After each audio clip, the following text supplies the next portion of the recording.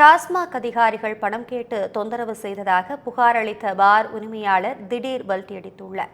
செந்தில் பாலாஜி முதல் அதிகாரிகளின் பெயர் வரை கூறி வீடியோ வெளியிட்டு தற்கொலைக்கு முயன்ற நிலையில் சிகிச்சைக்கு பிறகு தான் தவறுதலாக பேசியதாக கூறி மீண்டும் வீடியோ வெளியிட்டுள்ளார். இது தொடர்பான கூடுதல் தகவல்களை மூத்த துணை ஆசிரியர் ஜோ மகேஸ்வரனிடம் கேட்கலாம். ஜோ மகேஸ்வரன், தற்போது என்ன சூழல்? இது குறித்தான விரிவான தகவல். அபிராமி, டாஸ்மாக் மதுபான கொள்முதல் தொடங்கி சில்லறை விற்பனை வரை நடைபெறுகின்ற ஊழல் முறைகேடுகள் நாளுக்கு நாள் ஒரு பெரும் பூதங்களாக வந்து கொண்டே இருக்கின்றன ஒன்றன் ஒன்றாக. அந்த வகையில பார்க்கின்றப்ப டாஸ்மாக் சில்லறை விற்பனை கடைகளிலே ஒரு பாட்டிலுக்கு 10 ரூபாயிலிருந்து 30 ரூபாய் வரை கட்டாயமாக வாங்குவது என்பது தொடர்ந்து பேசு பொருளாகி கொண்டிருக்கிறது. இன்றைக்கும் தொடர்ந்து கொண்டிருக்கிறது. எவ்வளவு குற்றச்சாட்டுகள், எவ்வளவு விசாரணை, எவ்வளவு சோதனை நடந்தாலும் கூட அந்த 10 ரூபாய் வசூலிப்பது என்பது தொடர்ந்து கொண்டிருக்கிறது. அதே போல மதுபான கூடங்கள், அந்த பார் விற்பனை நிலையம் ஒட்டியா இது இருக்கு அல்லது தனியார் மதுபான கூடங்களுக்கான அனுமதி டெண்டர் கொடுப்பதிலும் பெரும் முறைகேடு நடந்திருப்பதாக அமலாக்கத்தினுடைய விசாரணையிலும் தெரிய வந்திருக்கு. சற்றேறக்குறைய 30% 40% மதுபான கூடங்கள் உரிமம் இல்லாமலே செயல்பட்டு கொண்டிருக்கின்றன. அதற்கு அந்த உரிமம் இல்லாமல் செயல்படுகின்ற அந்த மதுபான கூடங்களுக்கு அது தொடர்ந்து செயல்படுவதற்கு பல்வேறு மட்டத்திலும் காவல்துறை, டாஸ்மாக் என்று உள்ளூர் அரசியல் பிரமுகர் என்று பல்வேறு மட்டத்திலும் அவர்களுக்கான ஒவ்வொரு மாதமும் மாமூலாக பெருந்தொகை வழங்கப்படுகிறது என்றெல்லாம் குற்றச்சாட்டுகள் எழுந்திருக்கிற சூழல்ல டாஸ்மாக் மதுபான கூடங்களை நடத்துகின்ற அதனுடைய விற்பனையாளர்கள், உரிமையாளர்களும் தொடர்ந்து பாதிக்கப்பட்டிருக்கிறார்கள் என்கிற ஒரு பகீர் தகவல் தற்பொழுது வெளியா இருக்கிறது. குறிப்பிட்டு சொல்லணும்னாக்கா, திருச்சி மாநகரில் தென்னூர் உழவர் சந்தை பகுதியில் இருக்கிற ஒரு டாஸ்மாக் மதுபான கூடம், அந்த மதுபான கூடத்தினுடைய விற்பனையாளர், இவர் விற்பனையாளர் என்று கணக்கில் இருந்தாலும் கூட அவர் தான் அந்த மதுபான கூடத்தை நடத்துகிறார். அந்த பாரை நடத்துறார். பொதுவா எல்லா பாருமே ஒரு தலைமையின் கீழே தான் இருக்கு. அவர்கள் மற்றவர்களுக்கு ஒரு துணை ஒப்பந்தம் போல சப்கான்ட்ராக்டா கொடுக்குறாங்க.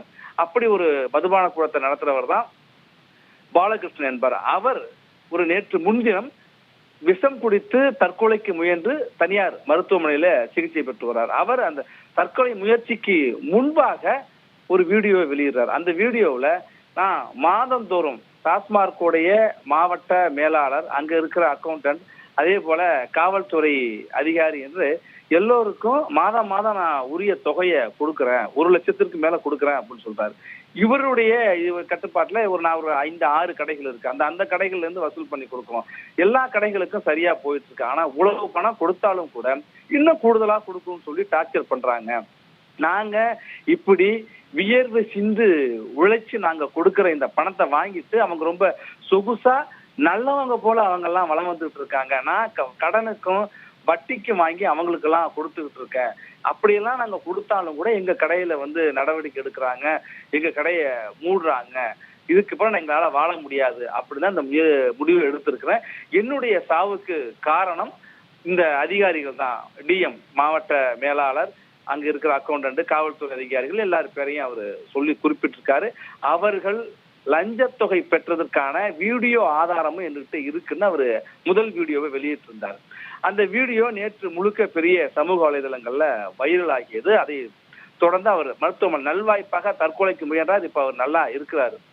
ஆனால் அந்த வீடியோ வந்ததுக்கு அப்புறம் கிட்டத்தட்ட ஒரு நாளைக்கு பிறகு மீண்டும் ஒரு வீடியோ வெளியிடுறார். முதல் வீடியோ மிக விரிவாக 3 நிமிடங்கள் பேசியிருக்கிறார். ஆனா 2வது வந்த வீடியோ ஒரு 30 செகண்ட் மட்டும்தான் இருக்கு. அரை நிமிடத்துக்குள்ள பேசியிருக்காரு. அந்த வீடியோவில் நான் கோபத்துல வாய் தவறி சொல்லிட்டேன் அப்படின்னு ரொம்ப தயங்கி அவர் பேசுறாரு. அப்ப அந்த விற்பனையாளர் மிரட்டப்பட்டிருக்காரு. முத நாள் உண்மையை சொன்ன அந்த விற்பனையாளர் இப்போ இன்னைக்கு அதாவது டாஸ்மாக் மதுபான கூடத்தினுடைய எடுத்து நடத்துறவர் அவங்க கணக்குல விற்பனையாளர் இருக்கும். அப்ப அந்த உரிமையாளர் மிரட்டப்பட்டிருக்காரு. நீ இன்னும் தொடர்ந்து தொழில் பண்ணுமாங்கிறத தாண்டி அவருக்கு ஏதோ ஒரு உயிராபத்து, உயிரச்சம் ஏற்பட்டிருக்கு. அதுதான் அவருடைய இந்த பேச்சிலிருந்து தெரிய வருது என்று சமூக செயற்பாட்டாளர்கள் சொல்றாங்க.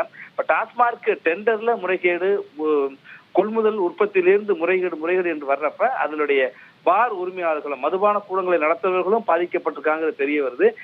முதல்ல அவர் பேசிய வீடியோவும் 2வது அவர் பேசிய வீடியோவுக்கான வித்தியாசம் உங்களுக்கு நேயர்களுக்கு மிக தெளிவாக தெரியும். நம்ம அந்த 2 வீடியோவும் அடுத்தடுத்து பார்க்கலாம்.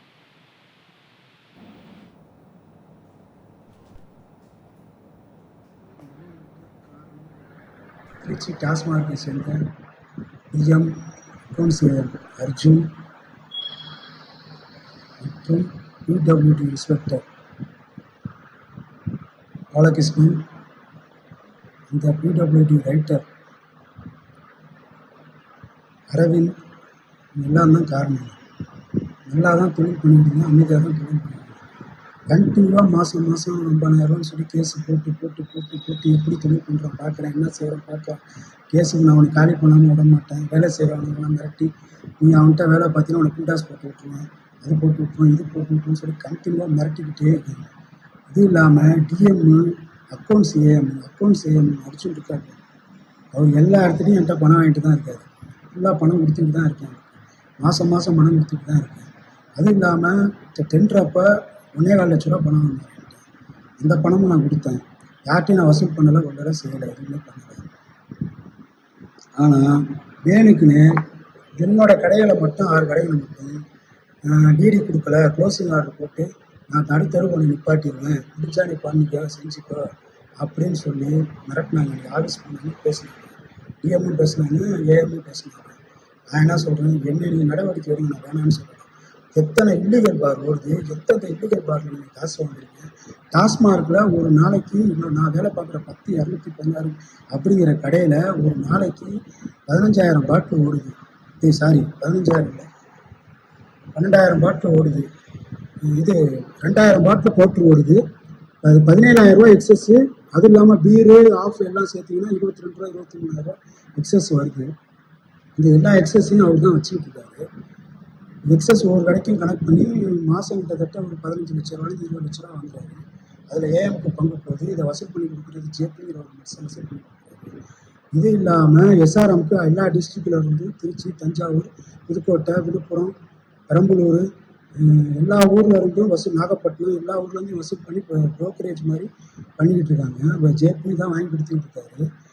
இந்த கடைகள்லேருந்து இவ்வளோ வசூலாகுது. இவ்வளவும் காசை வச்சு திரும்பி இல்லீகல் பார் மூலியமாக டாஸ்மார்க்கு நஷ்டத்தை ஏற்படுத்துறது அவங்களா நாங்களா?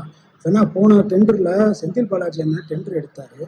அவங்க தான் ஆல் ஓவர் டெண்டர் எடுத்தாங்க. டெண்டர் எடுத்ததில் எல்லாமே லீஸுக்கு எல்லாமே வாடகைக்கு மாதிரி தான் எல்லாமே கடை நடத்திக்கிட்டு இருந்தோம். எல்லா மூடி இருந்த பாருக்கும் சேர்த்து டெண்டர் அமௌண்ட்டு நான் கட்டிக்கிட்டேன். எவ்வளோ நஷ்டப்பட்டிருப்பேன், எவ்வளோ இது பண்ணியிருக்கேன், இதுக்கு முன்னாடி எவ்வளோ பண்ணியிருக்காங்க. இவங்களெல்லாம் சம்பாரிச்சிருப்பாரு. இதுக்கு முன்னாடி ஒரு 15-20 நாளைக்கு முன்னாடி டாஸ்மாக் கூடனா 150 கேஸு சரக்கே காணும். அந்த சரக்குக்கு உண்டான பணத்தை டிஎம் 3 லட்ச ரூபா போட்டு கட்டியிருக்காரு. மற்ற அதிகாரிகள் எல்லாமே சேர்த்து போட்டு 12 லட்ச ரூபா போட்டு 15 லட்ச ரூபா பணம் கட்டியிருக்காங்க. இவங்க பண்ணுறதெல்லாம் நியாயமா? இவங்க பண்ணுறதெல்லாம் இவங்க பண்ணுறதெல்லாம் நியாயம் எல்லாம் செய்யுதுன்னா, நான் உழைச்சி சம்பாரித்து கொடுக்குறேன், லஞ்சம் கொடுக்குறேன். போலீஸ் பாலகிருஷ்ணன் சாருக்கு மாதம் 1,18,000 ரூபா பணம் கொடுக்குறேன் லஞ்சம். என்னோட உழைப்பை உருண்டி சுரண்டி தின்னுட்டு அவங்கெல்லாம் பெரிய மனுஷன் மாதிரி தோரணை போட்டுக்கிட்டு இருக்காங்க. நான் வட்டிக்கு வாசி வாங்கி கொடுத்துட்டு மன உளைச்சல் ஒரு 3 நாளாகவே என் கடையில் ரைடு அடித்து கேஸ் போடுறேன்னு சொல்லி 5 கேஸ் போடுறேன்னு சொல்லிட்டு 2 கேஸ் போட்டாங்க. 3 கேஸ் சரக்கெல்லாம் ரீட் பண்ணாங்க. பேருக்குன்னு ஒரு 4-5 பாட்டில் கையில் கொடுத்து விட்டாங்க எங்களை கூப்பிட்டு.